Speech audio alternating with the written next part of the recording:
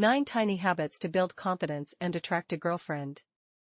Let's explore how intentional tiny habits can transform your approach to dating and relationships while enhancing other life areas. These strategies focus on rewiring behaviors that often undermine success with women. Instead of diving into the science of habit formation, which I cover in detail on my blog, let's focus on actionable strategies anyone can implement. Common self-sabotaging patterns might include avoiding eye contact with attractive women, over-texting after securing a number, oscillating between overinvestment and emotional distance in relationships, or projecting a defensive/rejecting body language. These behaviors often create friction. The solution lies in transforming them through small, deliberate habit shifts. 1. Progress through manageable microactions ***.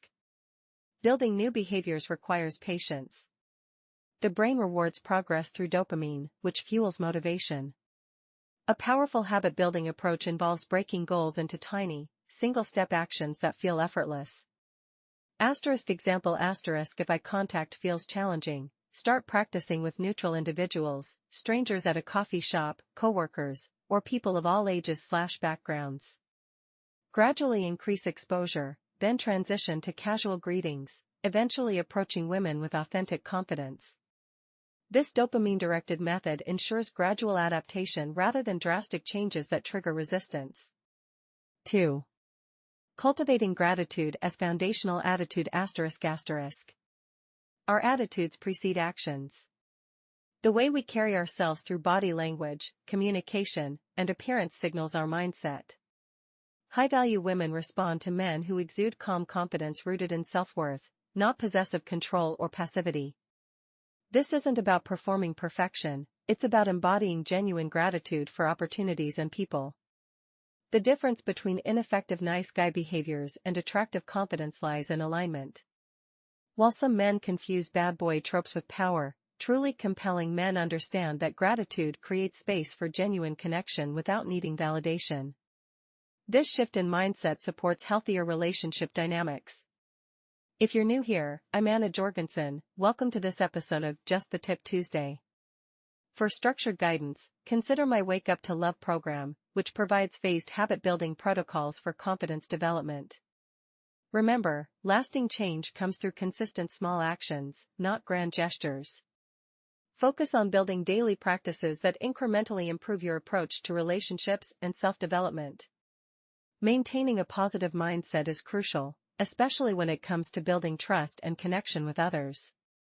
If you carry around a negative outlook, a sense of scarcity, or a bitter attitude, it sends an unconscious message that you struggle to cope with life's challenges. Whether it's a single stressor or the broader ups and downs of life, your attitude reflects your ability to adapt and stay resilient. On the flip side, cultivating gratitude shows that you can navigate life's curveballs with grace, which makes others, especially women, feel safer and more comfortable around you. A simple daily habit to kickstart this shift is to begin each morning by acknowledging something you're grateful for. If you're watching this video, you already have reasons to be thankful. Countless people worldwide don't even have access to such resources. By setting a positive tone at the start of your day, you create a ripple effect that influences your interactions and overall demeanor. For instance, if you focus on 3 things you're grateful for, like your health, a supportive friend, or a cozy home, it primes your brain to approach challenges with optimism rather than dread. This small but powerful practice can transform how you show up in relationships and everyday situations. Now, let's talk about social media. Platforms like Facebook and Instagram are notorious for fueling anxiety and self-doubt, but that doesn't mean you have to delete them entirely. If you're following someone for inspiration or education, that's fine, just avoid getting sucked into endless scrolling of curated, filtered content. These platforms thrive on comparison. Seeing others' highlight reels can leave you feeling inadequate, whether it's about their looks, relationships, or achievements. For example, scrolling through a feed full of perfect couples or vacation photos might trigger thoughts like, "Why don't I have that?" or "Why can't I meet someone like that?" The truth is, most of what you see online is a distorted version of reality. A better strategy is to curate your feed with accounts that uplift, educate, or motivate you. If you're feeling overwhelmed, consider replacing 30 minutes of mindless scrolling with a documentary or a podcast. Not only will this boost your mood, but it'll also expand your knowledge, giving you fresh topics to discuss in conversations, a skill we'll dive into next. If you want to improve your ability to connect with others, especially women, you need to get comfortable having meaningful conversations. This requires practice, and the best way to start is by stepping out of your comfort zone. Don't just stick to familiar chats with friends or coworkers, try engaging with people you don't know. For example, the next time you're at a coffee shop, strike up a conversation with the person behind you in line. A great icebreaker is to say, "Hey, I'm not in a rush. If you're in a hurry, I'd be happy to switch spots." It's a friendly, low-pressure way to initiate a dialogue. Even if they decline, you've still made a small connection. Over time, these interactions will sharpen your conversational skills, making you more confident and engaging. Think of it as training for real-life social situations, just like how athletes practice drills to improve their performance. The more you expose yourself to diverse conversations, the more adaptable and articulate you'll become. Stepping outside of your comfort zone can be a valuable experience, and it's always a good idea to pay it forward whenever possible. This simple act of kindness can really brighten someone's day. If the person you're speaking with responds positively, you can engage them in a conversation. One important aspect of having a good conversation is not just being interesting yourself, but also showing genuine interest in the other person. This approach makes you more appealing to most individuals. Focus on discussing topics that they find engaging. When you express curiosity about their interests, they are likely to view you as a great conversational partner. Another helpful tip for conversations is to incorporate humor. Laughter has a wonderful way of making everyone feel more comfortable and happy. If you're not yet confident in your ability to be funny, don't worry, there are many ways to improve your sense of humor. Additionally, using the other person's name during the conversation can enhance your connection. While you don't want to overdo it, mentioning their name once or twice can make them feel valued, whether they are a stranger or someone you're particularly interested in. Next, consider the power of giving sincere and generous compliments. I've created an entire video dedicated to the art of complimenting someone, especially in the context of romantic interest, which you might find helpful. The key takeaway is to develop a habit of complimenting others regularly. This practice will train your brain to recognize and express appreciation when the moment arises, especially when you want to compliment someone you're attracted to. Start by complimenting as many people as you can, ensuring that your compliments are genuine. For instance, if you notice a colleague wearing a new tie, you might say, "Hey, is that a new tie? I really like it." Or, if you're at work, you could acknowledge a job well done by saying, "You did an excellent job on that report." Compliments don't always have to focus on physical appearance, they can also highlight a person's character, which demonstrates that you value them beyond superficial traits. If you have a crush at work, you might take a chance and say something like, "Is that a new outfit? It looks fantastic on you," or "That color really suits you." If you feel comfortable, you could even say, "That outfit really brings out the sparkle in your eyes." This shows that you appreciate them on a deeper level. Speaking of compliments, there's another habit that can lead to receiving more compliments yourself: exercising. Regular physical activity is an excellent habit to adopt, as it not only improves your health and well-being but also demonstrates your commitment to self-care. Moreover, exercise can help balance your hormones, including testosterone levels, which can enhance your overall mood and confidence. To cultivate a bit more assertiveness and confidence, consider implementing a small habit that can lead to significant changes. For instance, if you find yourself not quite at the level of fitness and health you aspire to achieve, think about incorporating a minor adjustment into your daily routine. If you are just beginning your fitness journey and have a few pounds to shed, a simple yet effective tiny habit could be to rise each morning and perform 25 push-ups before continuing with your day. Once this becomes a comfortable part of your routine, you can gradually increase the intensity or duration of your workouts. Another important aspect to consider is the power of self-talk. Research shows that most individuals respond more positively and perform better when they receive encouragement rather than criticism. Negative feedback can often lead to feelings of defeat, causing us to withdraw and lose motivation. Unfortunately, many of us are our own harshest critics, often speaking to ourselves in ways that we would never dream of addressing others. It's crucial to change this narrative.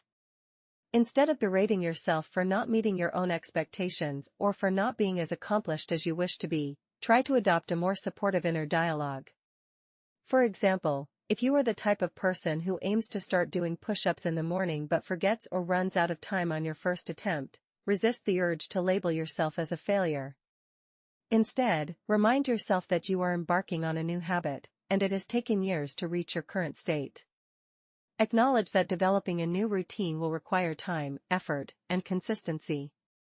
You might say to yourself, I will try again tomorrow, and tonight I will set my alarm 5 minutes earlier and lay out my workout clothes so they are ready for me in the morning.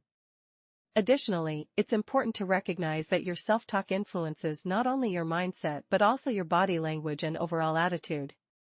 Negative self-talk can lead to lower self-esteem, which is often perceptible to others, including women. Conversely, when you engage in positive self-talk and maintain a healthy self-esteem, it radiates confidence, making you more appealing to others. This doesn't imply that you should feel complacent about your personal growth, rather, it means you should avoid disparaging yourself for where you currently stand. My program, Wake Up to Love, offers a structured approach to help you identify the aspects of yourself that you wish to improve for a more fulfilling life and to attract the right partner. It also encourages you to embrace and accept the qualities that make you unique. If this resonates with you, I invite you to explore the program further.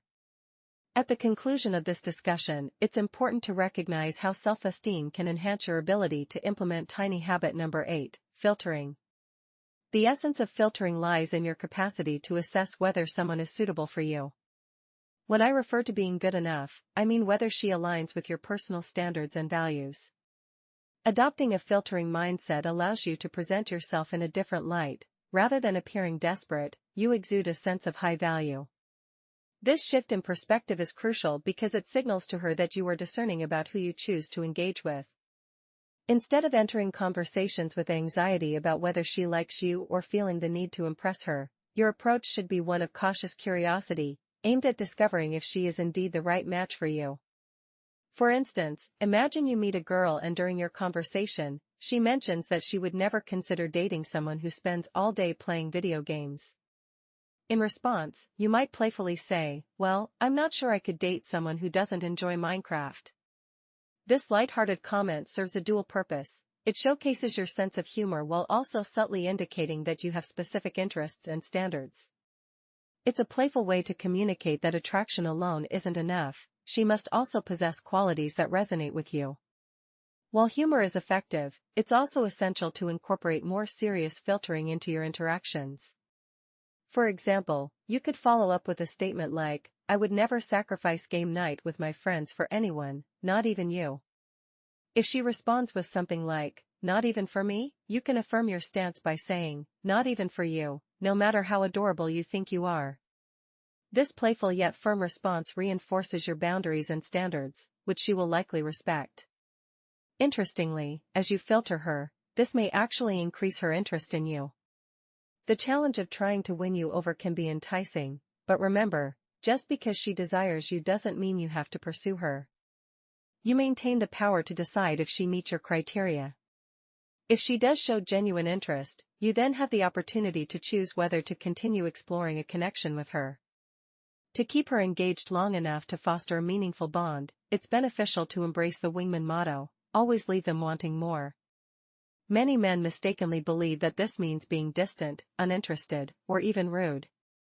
However, the goal is to provide enough engagement and attention to pique her interest without overwhelming her. This means being genuinely interested in her during your time together, ensuring that she feels valued and appreciated. When she reaches out to you, it's important not to put your entire life on hold just because she's back. Instead, find a way to integrate her into your life where it makes sense. Welcome her into the parts of your life where she fits naturally. To build a strong bond, you need to develop an emotional connection and intimacy. This can only be achieved by sharing vulnerable parts of yourself, such as stories you've never told anyone else, your fears, or personal experiences. However, the key is to always leave her wanting more. Don't reveal everything all at once. If you do, she might feel like your mother or counselor, and as you may know from other videos, mother mode equals non-arousal mode. So, share your vulnerabilities gradually, as she earns them. How does she earn them? Through decency and time. Decency means that when you share something vulnerable, she respects and honors you, and is tender in her response. If she makes fun of you, tells you to get over it, or is rude, that's a major red flag, and you should be aware of it. For example, at some point in the relationship, you might share something like, "My mom had a really bad attitude towards men because of the divorce, and for a while, that really affected me." Gauge her reaction. If she's tender and understanding, that's a positive sign. If she's dismissive or rude, that's a negative. But don't unload every other story or challenge you've faced in life. Don't start crying in the corner. I'll share more about positive and negative vulnerability in another video, which will be my next and final video on what makes a real man. There's a difference in how vulnerability is expressed to women. One makes them want you more, the other makes them want you less.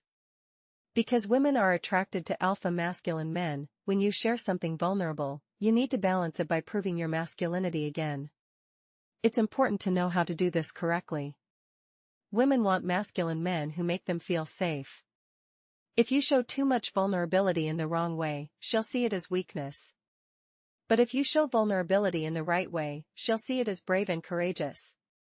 If you're too hard and don't show any vulnerability, she'll see you as closed off and incapable of connection and commitment, which is ultimately a sign of insecurity. Surprise! But when you get the right balance of vulnerability and masculinity, you'll take her on an emotional roller coaster and make her feel safe because she'll see both your strong and caring sides. As you probably know, very few men can do this effectively, but if you can, you'll be incredibly sexy to any woman you want to be with.